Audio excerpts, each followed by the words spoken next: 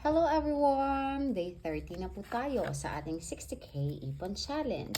At ang ating challenge ay I Love You Challenge.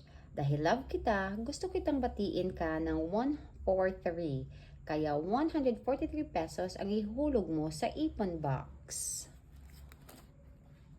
Ngayon ay maghuhulog tayo ng 150 pesos instead of 143 dahil wala tayong 43 pesos.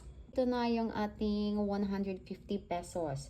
So, 'di ba malapit na yung Valentine's Day, sana ay makatanggap kayo ng 143 I love you sa inyong mga minamahal at sana ay mabigyan kayo ng more than pa sa 143 pesos. But of course, ang ating pagmamahal, ang pagmamahal ng nagmamahal sa atin ang mas importante kaysa sa pera.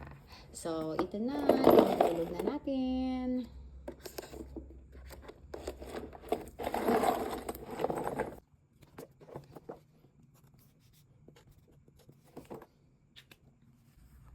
And that is our 30 of 365 days 60K Ipon Challenge. See you tomorrow!